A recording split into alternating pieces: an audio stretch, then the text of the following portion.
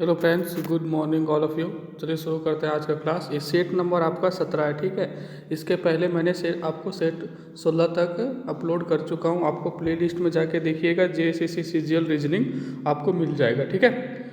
तो देखिए शुरू करते हैं आज का क्लास। और कल का क्वेश्चन का जो आंसर था वो 7 था। जिसने कमेंट किया था वो बिल्कुल सही है, ठीक है। चलिए शुरू करते हैं क्वेश्चन नंबर 1। नमिता, कोई गर्ल है नमिता, 15 मीटर उत्तर में जाती है। किधर जाती है? 15 मीटर उत्तर में जाती है, ठीक है। ये 15 मीटर उत्तर हो गया। अब देखिए, वह फिर पश्चिम की ओर मुड़कर 10 मीटर तय करती है। तो इसका पश्चिम किधर होगा? ये पश्चिम की ओर 10 मीटर ये मुड़ी और तय 10 मतलब पश्चिम की ओर मुड़ी और 10 किलोमीटर चली, 10 मीटर चली। और फिर वह दक्षिण की ओर मुड़कर 5 मीटर तय करती है, ठीक है। चलिए दक्षिण की ओर ये 5 मीटर चली, ठीक है। ये दक्षिण हो गया इसका यहाँ से। अब आगे देखिए, मुड़कर 5 मीटर चली, दक्षिण की ओर मुड़कर 5 चली तथा फिर वह पूर्व की ओर मुड़कर 10 मीटर तय की। अब देखिए इसका पूर्व की ओर कहाँ? यहाँ होगा 10। ये चली, तय की, तो वह आरंभिक स्थान से किस दिशा में है? तो वह आरंभिक स्थान से किस दिशा में? देखिए आरंभिक स्थान इसका यहाँ था, ठीक है। तो ये और अभी कहाँ है? यहाँ है। तो इसको ऐसे देखिए, ये आपका हो गया NESW। मान लीजिए कि ये आरंभिक स्थान पे, ठीक है, यहाँ से आरंभिक स्थान से चलना स्टार्ट हुआ और ये यहाँ से चलने के बाद उत्तर की ओर चली, फिर इधर आई, फिर यहाँ आई और फिर ये यहाँ आई। तो अब ये उत्तर की ही ओर है। किधर है? यहाँ पे ये उत्तर की ओर ही है आरंभिक स्थान से। तो आपका आंसर क्या होगा? सी होगा, उत्तर की ओर, ठीक है। चलते हैं क्वेश्चन नंबर 2 की ओर। डायरेक्शन वाला क्वेश्चन आसान होता है। रिया अगम की भतीजी है। रिया जो है वो अगम की भतीजी है, ठीक है। तो रिया जब अगम की भतीजी है, कहने का मतलब आप किसी के भतीजी या भतीजा होंगे, मतलब आप आपके पापा के मतलब आपके पापा के भाई के साथ रिलेशन है, ठीक है। आपका पापा भाई हो, मतलब आपके पापा के भाई होंगे और उसके आप लगेंगे क्या? या बहन होंगे, उसके भतीजा या भतीजी आप लगेंगे। तो देखिए यहाँ पे ये से बनाते हैं अगम, ठीक है। और ये इनके भाई और बहन जो भी हो, ठीक है। यहाँ पे इनके भाई और बहन जो भी हो, ठीक है। और रिया अगम की भतीजी है, तो और रिया जो होगी वो यहाँ इनकी बेटी होगी, ठीक है। इनके अगम के भाई या बहन की बेटी रिया, तो अगम की भतीजी हो गई ऑटोमेटिक। तो इसलिए इसको ऐसे बनाएं। आगे पढ़िए। विमला नीतू की माता है। विमला जो है वो नीतू की माता है। विमला किसकी माता है? नीतू की, ठीक है। आगे पढ़िए। प्रसाद विमला का पति है। प्रसाद विमला का पति है, ठीक है। नीता प्रसाद की सास है। नीता जो है वो प्रसाद की सास है। तो रिया प्रसाद से किस प्रकार संबंधित है, ठीक है। नीतू अगम की माता है। यहाँ देख रहे हैं, नीतू जो है वो अगम की माता है, तो यहाँ नीतू आएगी एक एक जनरेशन जस्ट ऊपर, और यहाँ इनकी माता हो गई, अगम की माता नीतू हो गई, ठीक है। विमला नीतू की माता है। अब नीतू की माता कौन हो गई? विमला, है ना। देखिए उसके बाद क्या है कि प्रसाद विमला का पति है, और तो यहाँ पे क्या आ जाएगा? इसके पति प्रसाद, ये प्रसाद इनके पति जी हो गए, ठीक है। अब बोल रहे हैं नीता प्रसाद की सास हैं। नीता जो है वो प्रसाद की सास है। तो हमारी सास कौन होगी? जो हमारी वाइफ की माँ होगी। तो देखिए प्रसाद की सास कौन होगी? जो विमला की माता होगी। तो विमला, मान लीजिए यहाँ की नीता जो है वो प्रसाद की सास है। इसका मतलब विमला की माता कौन है? विमला की माता, 1 मिनट, 1 सेकेंड लगता है, यहाँ पे कुछ गड़बड़ी के कारण ये मिट गया। चलिए फिर से शुरू करते हैं, ठीक है। देखिए सबसे पहले यहाँ पे अगम आ गया, इसके भाई बहन जो भी होंगे, है ना। और इनकी जो बेटी होगी रिया, वो अगम के लिए भतीजी हो गई है, ठीक है। अपने अगम की भाई बहन की बेटी जो भी हुई वो अगम की भतीजी हो गई। अब अगम बोला गया है, सीधा सीधी क्वेश्चन है, अगम की माता नीतू है, ठीक है, और नीतू की माता विमला है ना, और विमला के पति प्रसाद हैं। विमला के पति कौन है? प्रसाद है, ठीक है, प्रसाद विमला के पति हैं। आगे बोला जा रहा है नीता प्रसाद की सास है, यानी विमला की माता होगी नीता, तभी तो प्रसाद की सास हुई। अब क्वेश्चन पूछा जा रहा है कि रिया और प्रसाद से किस प्रकार का संबंध है।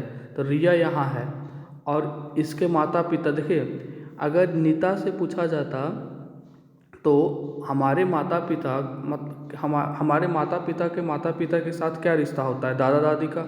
लेकिन यहाँ एक जनरेशन और ऊपर है, ठीक है, तो हम लोग बोलते हैं ना पर पोता पर पोती, ठीक है, तो इसमें देखिए इसका आंसर हो जाएगा पर पोती होगा। रिया रिया क्या है? रिया एक लड़की है और इसके जो विमला और प्रसाद जो है यहाँ, ये देखिए फर्स्ट जनरेशन, ये सेकेंड जनरेशन, ये थर्ड जनरेशन पे जाके मिल रहा है। तो थर्ड जनरेशन पे मतलब रिया खुद एक जनरेशन है पहला, इनके माता पिता दूसरा, फिर ये तीसरा, फिर ये चौथा। तो ये चौथा के साथ जो रिलेशन, जैसे देखिए हम आ गए, मेरे माता पिता पहले, देखिए हम आए फर्स्ट जनरेशन, अगर देखा जाए, अगर नीचे से देख रहे हैं तो सबसे निचला जनरेशन पे हम होंगे, मेरे ऊपर जनरेशन पे मेरे माता पिता, फिर उसके ऊपर जनरेशन मेरे दादा दादी, फिर उसके ऊपर जनरेशन पे मेरे उनके माता पिता, मतलब कि अब मेरे दादा दादी के माता पिता के साथ मेरा रिलेशन होगा पड़पोता का। तो रिया यहाँ है, तो प्रसाद के साथ इसका रिया लड़की है, रिया का संबंध पूछा जा रहा है, तो ये पड़पोती होगी, मतलब दादा से भी एक जनरेशन इसके ऊपर, ठीक है। तो यहाँ कुछ नहीं था, सिंपल उसके माता उसके पिता का क्वेश्चन था और कुछ नहीं था। चलते हैं क्वेश्चन नंबर 3 की ओर। आप इस क्वेश्चन को अपने मन में ही कैलकुलेट कर सकते थे। एक विशेष कूट भाषा में स्ट्राइक को इतना लिखा गया है जाता है, तो कूट में टॉय को कैसे लिखेंगे, है ना। तो अगर आपको पता होता पोजीशन, तो आप जैसे देखते एस, तो अच्छा एस का 19 होता है, एस का पोजीशन कितना होता है 19, टी का होता है 20, और आर का होता है 18, आई का होता है 9, और के का ई का होता है आई का 9, के का 11 और ई का 5। तो यहाँ जस्ट इसका पोजीशन लिखा हुआ है, तो टी का हो जाएगा 20, ओ का 15 और वाई का 25। तो 20, 15, 25 जहाँ भी होगा आपका आंसर होगा ऑप्शन सी में दिख रहा है ओनली, ठीक है, तो आपका आंसर होगा 20, 15, 25। चलते हैं क्वेश्चन नंबर 84 की ओर।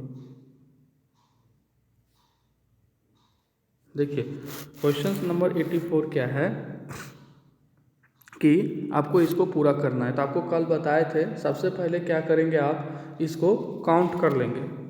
काउंट कैसे करेंगे कि कौन सा अक्षर इस पे आएगा, मतलब कि कितने अक्षर हैं, कितने ग्रुपिंग बनेंगे, है ना।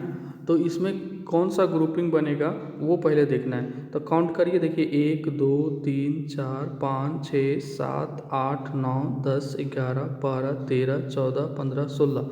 जब 16 का आ गया तो सबसे इजी होता है ये, और ये 4 का ग्रुपिंग बनेगा 4 ठो, ठीक है। तो आप बना दीजिए।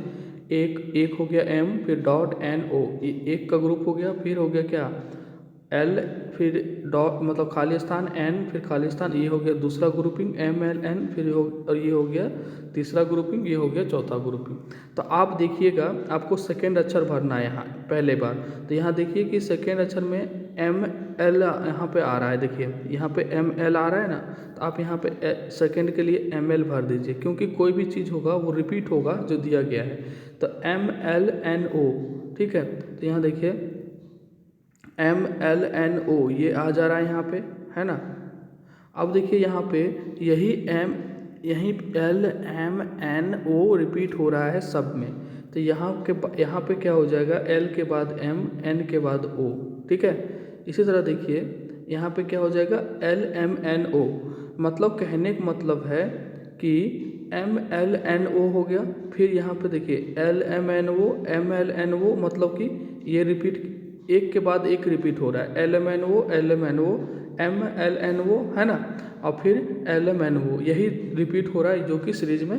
तो आप क्या क्या भरे यहाँ पे, एल एम ओ, फिर क्या भरे ओ, और फिर एल, ठीक है। तो आपका आंसर क्या होगा, L M double O L. तो आपका आंसर सी में है, ठीक है।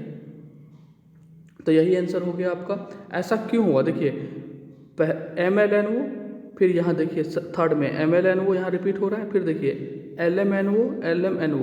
तो सबसे पहले आप ग्रुपिंग करेंगे, फिर देखिएगा कि सेकेंड लेटर पे जो लेटर आ रहा है उस सेकेंड के जगह पे भरेंगे।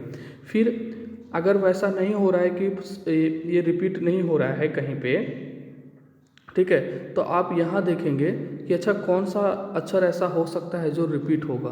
तो यहाँ LMNO है, अगर यहाँ फर्स्ट में L है तो सेकेंड में M भरा जाएगा, तो LMNO यहाँ इसके साथ रिपीट होगा और ये इसके साथ रिपीट होगा, MLNO MLNO और फिर LMNO, ठीक है ना।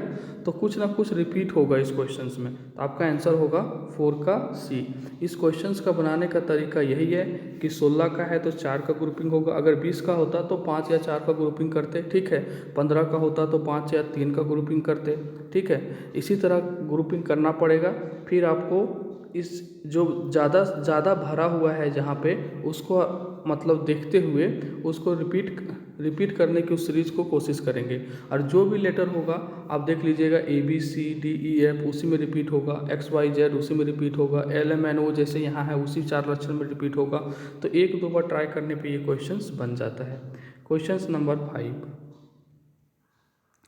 LMUAZ एक वृत्ताकार मेज के इर्द गिर्द मतलब बैठे हुए हैं, गिर्द बैठे हुए मतलब पास में बैठे हुए हैं। मान लीजिए कि ये आपका है, एक वृत्ताकार मेज ले लेते हैं ना, एक वृत्ताकार मेज ले लिए, हो गया। अब देखिए, अब बोला जा रहा है कि 5 व्यक्ति है ना, तो इसको 5 भाग में बांट दीजिए। सबसे पहले इसको 5 भाग में बांट दिए हैं, 5 भाग में, ठीक है। अब क्या करना है कि UN के दाईं ओर है, U जो है मान लीजिए यहाँ पे U बैठा दे रहे हैं, तो जगह नीचे थोड़ा है तो ऊपर बैठा दे रहे हैं, नीचे बैठाइएगा। यहाँ अगर U बैठा है, ठीक है, यहाँ अगर U बैठा है आपका U, तो बोला जा रहा है कि U जो है वो N के दाईं ओर है, N के दाईं ओर है, तो N यहाँ होगा, N का दाईं ओर U होगा, है ना। क्लॉकवाइज जाइएगा तो दाईं होगा आप इसमें सर्कल में, और एंटी क्लॉकवाइज जाइएगा तो बाईं होगा। क्लॉकवाइज राइट होता है और एंटी क्लॉकवाइज जाइएगा तो क्या होता है, लेफ्ट होता है। तो अब देखिए एन के दाईं ओर क्या होगा, सॉरी हाँ, एन के दाईं ओर यू बैठ गया, ठीक है। यू एन के दाईं ओर है तथा एक के बाईं ओर दूसरा है, एक के बाईं ओर दूसरा है, कौन, यू जो आपका है वो एक के बाईं ओर दूसरा है। U जो है वो N के दाईं ओर है, ठीक है, U को बैठा दिए N के दाईं ओर, और है तथा एक के बाईं ओर दूसरा है। तो एक के बाईं ओर दूसरा कौन हो गया, देखिए पहला एक के बाईं ओर, देखिए ये एक का बाईं ओर, यहाँ से पहला और ये दूसरा, एक के बाईं ओर क्या हो जाएगा, इधर से होगा ना एक के बाईं ओर, तो ये पहला और ये दूसरा। तो जो U है वो N के दाईं ओर है और ये के बाईं दूसरा है, तो बैठ गया U, देखिए ये के बाईं दूसरा बैठ गया। अब आगे देखिए, Z N तथा A के मध्य में नहीं है, Z जो है वो A तथा N के मध्य में नहीं है, तो Z यहाँ होगा, अगर यहाँ नहीं है तो यहाँ जो खाली स्थान बच गया जो नहीं बैठा है वो M यहाँ आके बैठ जाएगा। बस एकदम as it is easy question था, इस बच्चा वाला क्वेश्चन था, ठीक है। तो क्वेश्चन पूछा जा रहा है कि U के बाईं और दूसरा कौन है, U के बाईं और दूसरा कौन है। तो U के बाईं और दूसरा कौन होगा, पहला पर N है और दूसरा पर M है, U के बाईं ओर पूछा जा रहा है, तो U को छोड़ के काउंट करेंगे। देखिए यहाँ क्वेश्चंस को ऐसे पकड़िए, U के बाईं ओर अगर K बोले ना तो उस जिस पोजीशन का बात कर रहा है उसको छोड़ के काउंट करेंगे। अगर यही बोलता U से बाईं ओर तो U पहला पे काउंट हो जाता, लेकिन यहाँ है U के बाईं ओर तो U काउंट नहीं होगा। तो U के बाईं ओर N और M मतलब दूसरा पर M आएगा, ठीक है, तो आपका आंसर जाएगा M। अगर यही पूछता कि U से बाईं ओर तो U से बाईं ओर हो जाता U पहला खुद और N दूसरा, तो आंसर होता N। इसी में लड़का लोग गलती करता है, आप ये गलती नहीं करेंगे। जहाँ U से बोला वो U को इंक्लूड करेंगे काउंट करते समय, दूसरा पर N हो जाता। U के बोला तो K बोलेगा जैसे ही उसको छोड़ देंगे, ठीक है। और देखिए ये आपका आंसर हो गया M। और अगर देखिए अगर कोई भी क्वेश्चंस होगा सिटिंग अरेंजमेंट या नंबर सीरीज या रैंकिंग में, जो शब्द आता है, जो शब्द आता है ना, देखिए M है जो कि N के नज़दीक है, तो जो शब्द आएगा तो जो नज़दीक वाला के लिए आता है, जो आया होगा वो J के लिए आया होगा, ठीक है। अगर M, J और और अगर आ गया तो ये और m के लिए आया होगा, ठीक है। तो इस तरह याद रखेंगे, जो आता है वो j के मतलब नज़दीक वाला के लिए आता है, और जो आता है वो दूर वाले के लिए आता है, ठीक है। तो क्वेश्चंस में कभी कन्फ्यूजन नहीं होगा, जैसे क्वेश्चंस आएगा तो आपको हम बता देंगे, ठीक है। निम्नलिखित प्रश्नों में 4 विकल्पों में से 3 विकल्पों में कुछ समानता है तथा एक समूह बनाते हैं। उस अक्षर को समूह को चुनिए जो उस संबंध में नहीं बनाता। मतलब कि ये 4 दिया हुआ है, ये 4 में से आपका 3 एक जैसा है और एक डिफरेंट है, वही डिफरेंट आपका आंसर होगा, ठीक है। अगर आपको वीडियो स्लो लग रहा होगा तो आप फास्ट करके देख सकते हैं, क्योंकि हमें सबको देखना है तो थोड़ा सा स्लो हो सकता है, और इतना कॉन्सेप्ट देना है हमें, जल्दी जल्दी क्वेश्चंस बनाना नहीं है, ओनली पर्पस, ठीक है। बाकी लोग आप लोग कमेंट ही नहीं करते हैं कि आपको वीडियो कैसा लगता है, और आप लोग लाइक भी नहीं करते हैं। खैर आपकी मर्जी है, मेरा हॉबी है पढ़ाना, तो आपको पढ़ा रहे हैं, हम आपको फोर्स नहीं करते कि आप लाइक करो, सब्सक्राइब करो, शेयर करो, आपकी इच्छा है। अगर आपको एफर्ट मेरा अच्छा लगता हो तो आप कर सकते हैं, अन्यथा कोई ज़रूरत नहीं है। चलिए, निम्नलिखित प्रश्नों में से 4 विकल्पों में से 3 विकल्प, ठीक है। क्वेश्चंस तो पढ़ लिए थे, मतलब एक ऑड ऑन आउट आपको छांटना है, ठीक है। देखिए, के के बाद के है, यहाँ पे एन है और वो है रेस है, तो के के बाद क्या होता है एल एम एन, मतलब कि यहाँ पे 2 का गैप है, ठीक है। इसी तरह यहाँ पे 1 का गैप है, मतलब गैप नहीं है, एन के बाद वो आ गया, फिर यहाँ पे क्या है क्यू आर, यहाँ पे +2 का गैप है, ठीक है। यहाँ पे नहीं गैप है। आगे देखिए, क्यू के बाद क्या हो, यहाँ पे देखिए क्यू के बाद 2 का गैप है, आर और एस, फिर यहाँ गैप नहीं है, फिर यू के बाद वी और डब्ल्यू, ओ के बाद कितना गैप है पी क्यू आर, यहाँ 3 का गैप है, ठीक है। ओ के बाद पहले लेटर में 2 का गैप है, दूसरे में लगातार है, और तीसरा में इधर +3 का गैप है। तो यहाँ तो यहाँ देखिए आर और एस, ठीक है, इसमें, और टी के बाद यू लगातार है, यू के बाद 3 जोड़िएगा तो वाई पहुँचिएगा, यू के बाद क्या होता है वी डब्ल्यू एक्स फिर वाई। इस तरह देखिए सी में डी के बाद, अब यहाँ देखिए डी एफ है, तो 1 का गैप नहीं है, यहाँ पे 2 का गैप नहीं है, यहाँ 1 ही का गैप है, डी के बाद सीधा एफ, तो आपका आंसर हो जाएगा सी। आप डी को नहीं चेक करने लगिएगा, जहाँ लॉजिक अनमैच हो जाएगा ना, यही तो गलती करते हैं लोग कि चारों को देखते हैं। अगर ऐसा दूसरे में मिल जाता ये सी, तो हम वहीं टिक लगा के क्वेश्चंस में आगे बढ़ जाते, तो आपका आंसर हो जाएगा सी। जो आप क्वेश्चन बनाने वाला पागल थोड़ी है कि आपको हर ऑप्शन में मिसमैच करेगा, आपका सी में लॉजिक फॉलो नहीं हो रहा है एक जैसा, तो आपका आंसर सी हो जाएगा, ठीक है। यहाँ लॉजिक क्या है कि पहले इसमें 2 का डिफरेंस है, इसमें कोई डिफरेंस नहीं है, और सॉरी इसमें कोई डिफरेंस नहीं है, और वो और एस में +3 का लेटर का डिफरेंस है। चलते हैं क्वेश्चन नंबर 7 की ओर। वाट के चिन्ह के जगह पे क्या आएगा, तो देखिए 9 और +7 को जोड़िएगा, यहाँ साफ दिख रहा है 16 आ गया, 16 और 5 को जोड़िएगा तो यहाँ साफ दिख रहा है 21 आ गया, तो 9 और 4 को जोड़िएगा तो क्या आएगा 13। ये तो बहुत इजी क्वेश्चन था, ये सेट इजी सेट था, ठीक है। कल का सेट करवाए थे वो टफ सेट था, इसीलिए नॉर्मलाइजेशन में नंबर बढ़ा है। इस बार भी नॉर्मलाइजेशन होगा, लिखा हुआ है उसमें, आपका पढ़िएगा अच्छे से तो डिटेल में, कि अगर डिफरेंट शिफ्ट में एग्ज़ाम होता है, सेम पेपर का डिफरेंट शिफ्ट में एग्ज़ाम होता है आपका, तो आपका नॉर्मलाइजेशन होगा, और उसका फॉर्मूला आयोग के वेबसाइट पे पहले ही दे दिया जाएगा कि किस तरह से होगा। एक घन की अगल बगल की सतहों पर लाल रंग की 2 विपरीत सतहों पर पीला रंग तथा शेष सतहों पर क्या है, शेष सतहों पर हरे रंग का रंगा गया है, तो इसके बराबर माप का 64 छोटे घनों में काटा जाता है। केवल एक सतह रंगी हुई घनों की संख्या कितनी है जिस पर पीली रंग रंगा हुआ है, तो केवल एक सतह की बात कर रहा है, ठीक है। तो इसका फॉर्मूला हो जाता है 2 × n-2 का होल स्क्वायर, ठीक है।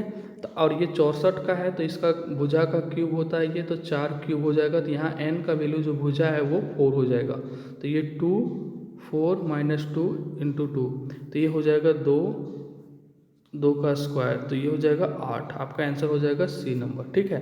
तो इसमें जब देखिए यहाँ पे रंगे हुए हैं, केवल एक सतह रंगी हुई घनों की संख्या कितनी है जिस पर पीली रंग किया गया है, तो एक सतह पूछेगा तो आप ये फार्मूला से क्वेश्चंस को बनाएंगे, ठीक है। 2 × n-2 का होल स्क्वायर, बाकी दूसरा तीसरा सतह का क्वेश्चंस आएगा तो बता देंगे, ठीक है। ये फार्मूला है, आपको याद करना पड़ेगा। अगर इसको आप डिटेल थ्योरी में बनाएंगे तो थोड़ा सा लंबा फार्मूला बन जाएगा और थोड़ा सा ज़्यादा कॉन्सेप्चुअल है, बट फार्मूला को याद रख लें। दिए गए विकल्पों में से कौन सा 90 का भाज्य नहीं है, कौन सा 90 का भाज्य नहीं है। तो देखिए 90 को आप तोड़ लीजिए, 3 गुना 30, फिर तोड़िए 3 गुना 3 गुना 10, फिर तोड़िए 3 गुना 3 गुना 2 इंटू 5। अब देखिए यहाँ पे क्या होगा कि कौन सा 90 का भाज्य नहीं है। तो इसमें देखिए 5 है तो भाज्य होगा, 10 है तो देखिए 5 दूना 10 ये भी होगा, और ये देखिए 2 तिया 6 मतलब कि 12 है यहाँ पे, तो ये 12 नहीं आ सकता किसी भी हाल में। 15 देखिए 5 गुना 3 करिएगा तो आ जाएगा, तो ये भी होगा, लेकिन सी आपका भाज्य नहीं है, तो आपका आंसर हो जाएगा सी। ठीक है, क्योंकि भाज्य नहीं पूछा है। भाज्य कहने का मतलब जो संख्या है वो उससे भागा नहीं लगेगा। तो देखिए 12 से भागा लगेगा क्या, देख लीजिए 3 चौके 12 और ये 30 तिया का 90, 2 दूनी और ये 15। तो देखिए 15/2 आ गया, पूरा पूरी नहीं कट रहा है, बाकी सबसे भागा दीजिएगा तो पूरा पूरी कट जाएगा, तो आपका आंसर हो जाएगा सी।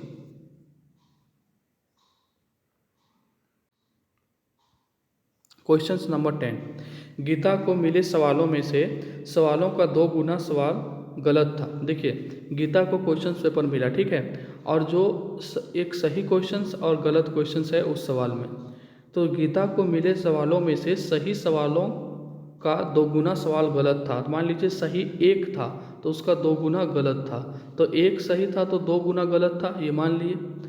अगर उसने कुल 48 हल किए, कितने हल किए टोटल 48, तो उसमें उसने कितने सही तरीके से हल किए। देखिए जो क्वेश्चन सही रहेगा उतने ही तो हल सही होगा, तो टोटल कितने क्वेश्चंस हो गए सही और गलत मिला के 3 अनुपात में क्वेश्चंस हो गए, और ये 48 था टोटल, तो 1 अनुपात हो गया 16। तो टोटल क्वेश्चंस था 48 और इससे निकाल लिए 2 और 1 3 अनुपात, मतलब 48 दिया हुआ है टोटल, तो 1 अनुपात 16 है। तो क्या पूछा जा रहा है, कितने सही तरीके से किए, तो 1 का वैल्यू 16 है, तो यहाँ भी 1 का वैल्यू कितना हो जाएगा, 1 का वैल्यू 16। अगर यही पूछता कि गलत कितने किए तो 2 गुने 16 हो जाता। गलत वाला 32 क्वेश्चन है और सही वाला 16 क्वेश्चन है, तो सही तरीका क्या हो गया आपका आंसर डी। अगर आपको ये समझ में नहीं आता है तो मान लीजिए, माना कि सही वाले क्वेश्चंस x हैं, तो ऑटोमेटिक इसका गलत वाला क्वेश्चंस कितना है 2x हो जाएगा, इसका 2 गुना। टोटल क्वेश्चंस कितना है 48, ये कितना हो गया 3x इक्वल टू 48, तो x इक्वल टू कितना हो गया 16, तो यही गलत वाला था, तो गलत वाला मतलब सही वाला था, तो आपका आंसर हो जाएगा 16, गलत वाला पूछता तो 32। ठीक है, तो आप ये मैथ का क्वेश्चन था एक तरह से। अब देखिए ये भी मैथ ही का क्वेश्चन लग रहा है हमको कि 4y माइनस 8 की तुलना में 4y प्लस 12 कितना बड़ा है। ठीक है, कितना बड़ा है। देखिए अगर कोई भी चीज़ किसी से बड़ा होगा तो उसके बीच कोई डिफरेंसेस होगा, कि आप बोलते हैं कि अपने छोटे भाई को कि हम तुमसे 5 साल बड़े हैं, या बड़े भाई को आपसे 2 साल छोटे हैं, मतलब आप हमसे बड़े हैं आप हमसे छोटे हैं, तो किस आधार पे बोलते होंगे। या किसी भी चीज़ को बोलते हैं कि ये देखो इतना लंबा है वो उतना लंबा, मतलब उसमें कुछ डिफरेंसेस होगा, या तो हाइट का डिफरेंस होगा, या तो गरीबी अमीर है तो पैसे का डिफरेंस होगा, या तो कोई चीज़ का डिफरेंस होगा। ठीक है, मतलब हम उसका डिफरेंसेस देखते हैं। तो यहाँ मेरे कहने का मतलब है कि 4y माइनस 8 की तुलना में 4y प्लस 5 का मूल्य कितना बड़ा है, तो कितना बड़ा है वो चेक कर लीजिए। 4y प्लस 5 माइनस कर देते हैं इसमें से 4y माइनस छोटा वाला चीज़ को, कितना बड़ा है अपने आप पता चल जाएगा। तो ये हो जाएगा 4y प्लस 5, ये माइनस में 4y प्लस 8, तो ये 4y कट गया और ये 13, मतलब ये जो है 4y प्लस 5 इससे 13 बड़ा है, तो आपका आंसर हो जाएगा सी। ठीक है, क्वेश्चन नंबर 12, संख्या इतना प्राप्त करने के लिए कितने से गुना किया जाना चाहिए। ठीक है, तो आप क्या करना है आपको, किसको प्राप्त करना है, संख्या इतने को प्राप्त करने के लिए इतने में कितने से गुना करना चाहिए। सबसे पहले आप करिए क्या, ये नंबर को लिखिए 5686953, और ये यहाँ पे डेसिमल है। अगर इस डेसिमल को हटाइएगा तो नीचे कितने जीरो आ जाएगा, जितना बॉक्स के बगल में है राइट साइड में 2 2 4 2 6 जीरो नीचे आ जाएगा। तो यहाँ लिख दीजिए 1 2 3 4 5 6। ठीक है, अब क्या हो जाएगा, हमें लाना कितना है, 2 अंकों की डेसिमल तक लाना है। ठीक है, तो नीचे अगर 2 जीरो बच जाएगा तो यहाँ से इसको इस जगह पे दशमलव शिफ्ट कर सकते हैं 53 के बगल में, है ना। 2 मतलब नीचे 100 बच जाएगा तो कितना जीरो फालतू है, 1 2 3 4 जीरो फालतू है, यही जीरो फालतू है ना। ठीक है, ये जीरो फालतू है, 1 2 3 4, मतलब कि ये 4 जीरो शुरू से फालतू है 100 बचने के लिए। तो हम यहाँ क्या करेंगे, इससे गुना कर देंगे, 1 2 3 4। तो इस 4 से जब गुना करेंगे तो यही तो पूछ रहा है कि किससे गुना किया जाए, तो 1 पर 4 जीरो, ऑप्शन क्या हो जाएगा बी। अब देखिए ये कैसे आएगा, अगर इसको काट देते हैं तो क्या आ जाएगा, ये यहाँ 2 अंक नीचे बच गए 2 जीरो, तो यहाँ दशमलव आ जाएगा, है ना। इतना तो आपको पता ही होगा। तो कितना से गुना करना पड़ गया जो इतना 4 जीरो नीचे से कट जाए, ये 4 जीरो से 1 पे 4 जीरो। ठीक है, चलते हैं क्वेश्चन नंबर 13 की ओर। 4 जिले हैं ए बी सी और डी। ठीक है, बी ए के दक्षिण पश्चिम में है। ठीक है, बी जो है ए के दक्षिण पश्चिम में है और सी बी के पूर्व में है। और ये देखिए इस क्वेश्चन को आपको बनाना है, आपको बता देते हैं हिंट NESW। और यहाँ से जो होता है डायरेक्शन वो नॉर्थ ईस्ट होता है, ये साउथ ईस्ट होता है, ये साउथ वेस्ट होता है और ये नॉर्थ वेस्ट होता है। आपको इसको पर बैठाना है और क्वेश्चंस बताना है, इजी क्वेश्चन है। ठीक है, कमेंट में इसका आंसर आप देंगे और डिटेल में भी बना के अगर दे सकते हैं तो दे दीजिएगा। XY के 40 मीटर दक्षिण पश्चिम में है। देखिए फिर आ गया तो इसको बता देते हैं, सब क्वेश्चंस तो नहीं छोड़ सकते। ठीक है, X जो है वो Y के 40 मीटर दक्षिण पश्चिम में है और फिर क्या है, Z जो है Y के दक्षिण पूर्व में है। तो मान लीजिए कि यहाँ पे Y है इस सेंटर पे, तो इसका Y का दक्षिण पश्चिम क्या होगा, ये हो जाएगा। और Y का और यदि जेड वाई के 40 मीटर दक्षिण पूर्व में है तो दक्षिण पूर्व क्या हो जाएगा, ये हो जाएगा। तो इसको अगर ये हो जाएगा आपका दक्षिण पश्चिम, ये हो जाएगा दक्षिण पूर्व और ये सब 40 मीटर है ना। तो वो क्वेश्चन पूछा जा रहा है आपसे, तो जेड यहाँ पे जेड है और यहाँ पे क्या है, एक्स है। तो जेड एक्स की किस दिशा में है, एक्स की किस दिशा में है, जेड की दिशा पूछा जा रहा है एक्स से। तो ये देखिए ये इधर है ना, तो वो किधर जाएगा, उसका फेस तो किधर है, उस एक्स की तुलना में जेड का पूर्व की ओर है, किधर है। तो जेड जो है वो एक्स के पूर्व की दिशा में है, जेड एक्स के पूर्व की दिशा में है, इधर है। तो आपका आंसर हो जाएगा क्या, सी नंबर। ठीक है, आप ये नहीं देखिएगा कि नीचे है, यहाँ पे ये पूर्व की दिशा में है, दिख रहा है ना। आपका एक्स जेड से पूछा जा रहा है, जेड का पूछा जा रहा है एक्स से, तो ये इधर पूर्व की दिशा में होगा। ठीक है, तो आप इधर नहीं बना दीजिएगा, ये मतलब दक्षिण पूर्व नहीं मार दीजिएगा इसको। आपका किसके रेस्पेक्ट में पूछा जा रहा है वो देखिए, एक्स के रेस्पेक्ट में पूछा जा रहा है। अगर ये वाई के रेस्पेक्ट में पूछा जाता तब ऐसा होता। ठीक है, चलते हैं क्वेश्चन नंबर 15 की ओर। देखिए ये जो क्वेश्चंस है ये हम अलग तरीक़ा से बनाते हैं। ठीक है ना, तो आपको अगर ये सर्कल वाला पता होगा और ये इसका है ये इसका है, तो हम वैसे नहीं बनाते इस क्वेश्चंस को। तो आप मेरे कॉन्सेप्ट को थोड़ा पढ़ने की कोशिश करेंगे, समझने की कोशिश करेंगे, थोड़ा सा अलग लग सकता है लेकिन हम आपको इस कॉन्सेप्ट से क्वेश्चंस एक भी गलत नहीं होता है। ठीक है, और आपको हम नहीं होगा तो इसका थ्योरी भी बता देंगे सैलोलिज्म का बाद में। ठीक है, देखिए जब सेट खत्म हो जाए, सभी कुत्ते बिल्लियां हैं, जब सभी कुत्ते का बात आ गया, ऑल जो होता है, ऑल उसको 100 में मानते हैं, जो ऑल के साथ होता है। तो कुत्ते 100 हो गया। ठीक है, और बिल्लियां, अब ऑल के बगल में जो ऑब्जेक्ट होगा वो क्या हो जाएगा, 50 होता है। कोई भी बिल्ली चूहा नहीं है। और जहाँ पे नेगेटिव सेंटेंस होगा, कोई भी बिल्ली, कोई भी मतलब होगा, नो वन को भी हम, नो वन हो गया ना कोई भी मतलब, तो नो वन को हम क्या मानते हैं, 100। तो कोई भी बिल्ली नहीं है तो बिल्ली 100 हो गया, चूहा नहीं है।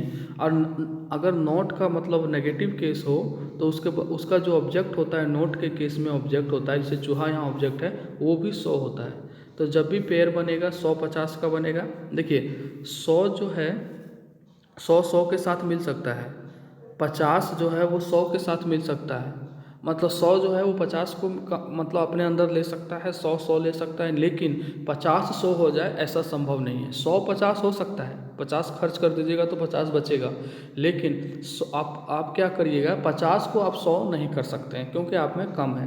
तो यहाँ बोला जा रहा है कि कोई चूहा कुत्ता नहीं है। और यहाँ देखिए, आप देख सकते हैं,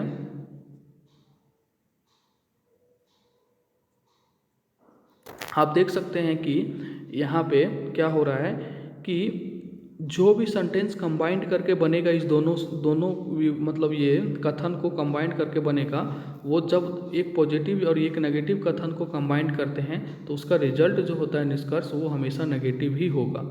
एक नेगेटिव पॉजिटिव कथन नेगेटिव रिजल्ट देगा, पॉजिटिव पॉजिटिव क्या देगा, ये पॉजिटिव देगा, और नेगेटिव नेगेटिव कोई निष्कर्ष नहीं देता है, ये संभव नहीं है। ठीक है, देखिए आगे ऐसा क्यों होता है, सभी कुत्ते बिल्लियाँ हैं, फिर क्या है, कोई भी बिल्लियाँ चूहा नहीं है।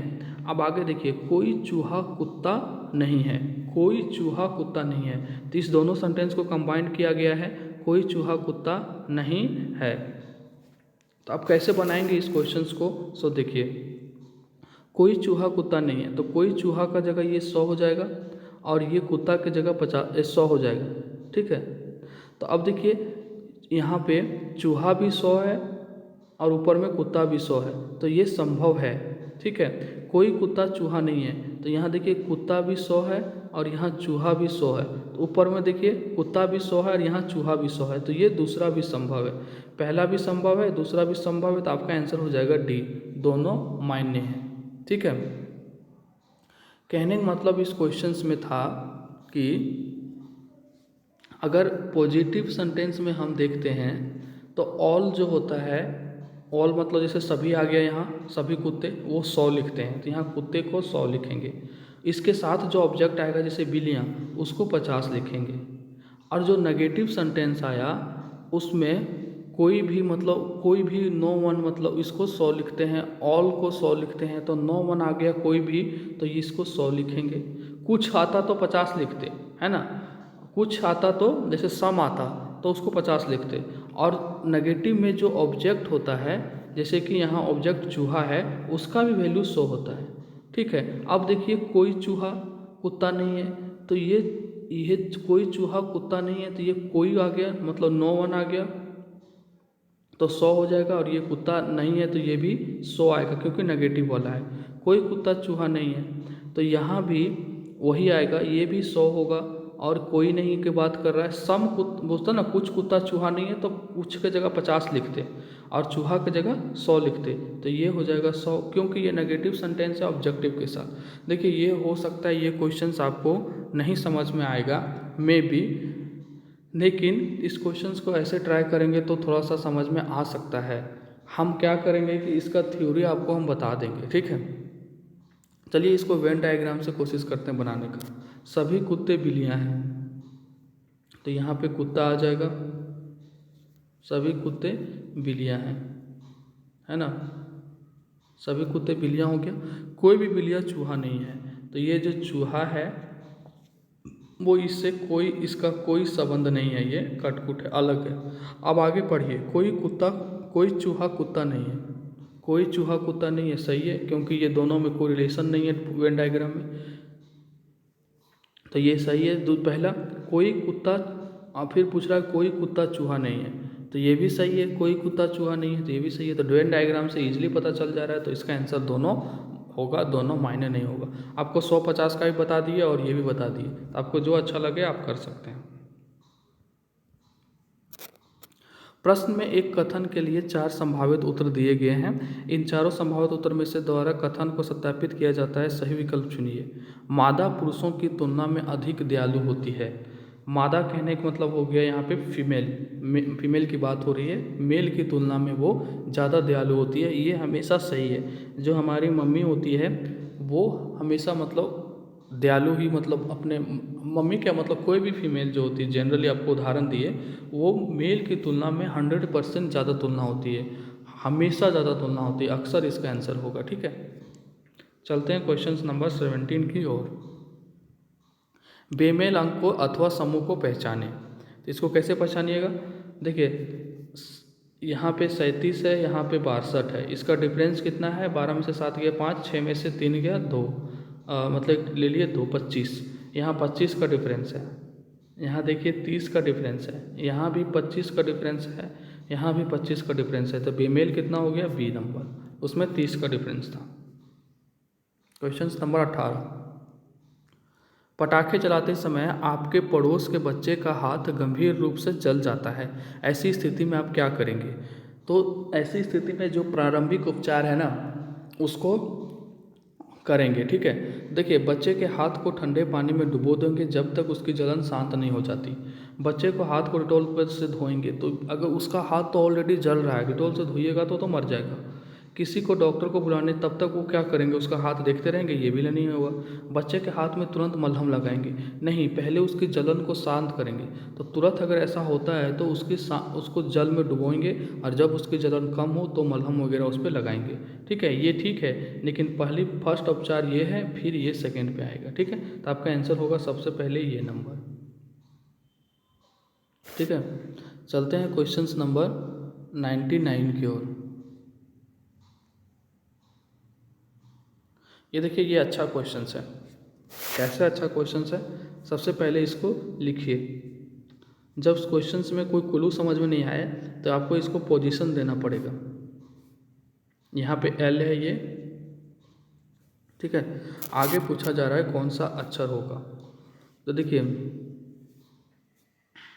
सी का पोजीशन 3, ये 4, एक्स का पोजीशन 24, एफ 6 और ये 9, ठीक है।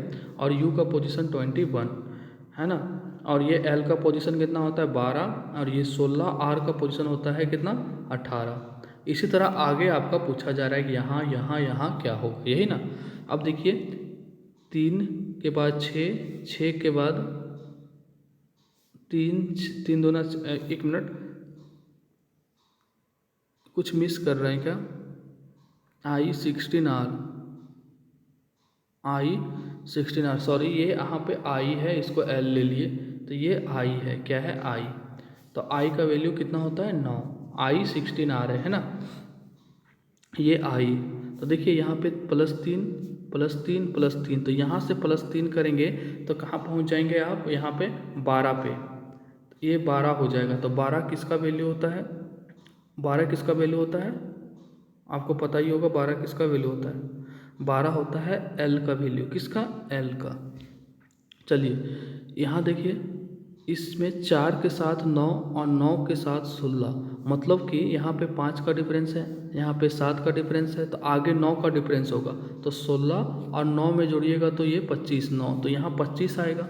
तो 25, तो ये सेकेंड में 25 वैल्यू लिखना है, तो ये 25 हो जाएगा। आगे देखिए, ये 24, ये 21, ये 18, तो ये देखिए 3 3 3 3 कम हो रहा है। तो 24 में 3 कम होगा 21, 21 में 3 हुआ 18, 18 में 3 कम होगा तो 15। तो 15 में क्या आता है? O। तो L25O, यहाँ 15 वाला L25O। तो आपका आंसर हो जाएगा सी नंबर, L25O। यहाँ 3 सीरीज फॉलो हो रहा है। ठीक है, पहली बार में 3 3 बढ़ रहा है, दूसरी बार में आपका क्या हो रहा है कि 5 बढ़ा, फिर 7 बढ़ा, फिर 9 बढ़ेगा, फिर तीसरी सीरीज में क्या होगा? 3 3 कम हो रहा है। ठीक है, आप इसको लिख के देखेंगे। चलते हैं क्वेश्चन नंबर 20 की ओर। फिर आ गया लेटर सीरीज। आपको लेटर सीरीज को करना ही पड़ेगा, कोई ऑप्शन नहीं है। यहाँ देखिए इस क्वेश्चन में दूसरा कलर लेते हैं। चलिए कितने काउंट कर दीजिए, 1 2 3 4 5 6 7 8 9 10 11 12 13 14 15। तो यहाँ पे 3 या 5 का ग्रुप बनेगा। 5 का बनाते हैं, 1 2 3 4 5, 1 2 3 4 5, है ना। अब देखिए इसमें हमें कुछ पता नहीं चल रहा है कि सेकंड पे क्या भरें, कहीं से क्लू मिल रहा है? क्योंकि हर जगह सेकंड खाली है, यहाँ भी सेकंड खाली, यहाँ भी सेकंड खाली, यहाँ भी सेकंड खाली। तो ये 5 5 का पेयर नहीं बनेगा। ठीक है, हम आपको ये 5 का नहीं बनेगा, आप इसको 3 का पेयर बनाएंगे। तो 1 बन गया, 2 3 4 5। अब देखिए यहाँ देखिए इसमें दिख रहा है कि सेकंड पे डी भरा है। क्या भरा है? डी। तो हम डी भर देंगे सेकंड पे। यहाँ देखिए यहाँ से क्लू मिल रहा है, डी डी डी डी, ठीक है। अब देखिए क्या हो रहा है, सॉरी हम पहला पर भी भर दिए हर जगह ना, सेकंड पर भरना था, एक सेकंड, इसको मिटाना पड़ेगा। 3 3 का पेयर बना लिए, 1 2 3 1 2 3 1 2 3 और 1 2 3। सेकंड पे यहाँ पे देखिए डी भरा है सेकंड वाला पे, तो हम यहाँ पे डी भर देंगे जहाँ जहाँ सेकंड होगा, ठीक है, हो गया ये। चलिए अब फर्स्ट पे देखिए ए आया हुआ है सब जगह, तो हम ए भर देंगे, ए, और यहाँ पे लास्ट में देखिए सी आया हुआ है, तो यहाँ सी भर देंगे। अब देखिए ADC ADC ADC और यहाँ पे सी, ADC सब में ADC हो रहा है, तो ये फॉलो हो गया। तो क्या क्या भरे हम, डी डी ए सी सी, तो आपका आंसर क्या हो जाएगा 100 का डी, ठीक है। तो कितना आसान है आप देख लिए। तो आई होप आपको कॉन्सेप्ट क्लियर हुआ होगा, कुछ समझ में आया होगा। अगर वीडियो आपको अच्छा लगता है तो प्लीज़ लाइक शेयर और सब्सक्राइब करें और अपने दोस्तों तक शेयर करें। कोई भी सजेशन हो, कोई भी फीडबैक हो तो कमेंट में आप दे सकते हैं। अगर वीडियो आपको अच्छा लगता है तो लाइक करें यार ज़रूर, ठीक है। आपके लाइक करने से ही वीडियो बनाने का मोटिवेशन मिलता है, ठीक है। इसके ख़त्म होने के बाद आपको मैथ का करवा देंगे। डेली संभव नहीं है, मतलब कि एक रीजनिंग एक मैथ, क्योंकि सब कुछ करना पड़ता है हमें, ठीक है। तो जैसे ही ख़त्म हो जाता है आपको करवा देंगे। अभी काफ़ी लंबा समय है एग्ज़ाम में, आप टेंशन नहीं लीजिए। आपको हम गारंटी देते हैं कि एग्ज़ाम आते आते तक आपको एटलीस्ट 700 से 800 क्वेश्चंस हम इसका रीजनिंग का, 700 से 800 क्वेश्चंस मैथ का, 700 से 800 क्वेश्चंस आपका साइंस का, और कम से कम 400 से 500 क्वेश्चंस हम कंप्यूटर का करा देंगे, ठीक है। आई होप आप लोग समझ गए होंगे। चलते हैं, तब तक बाय, अपना ख्याल रखिए।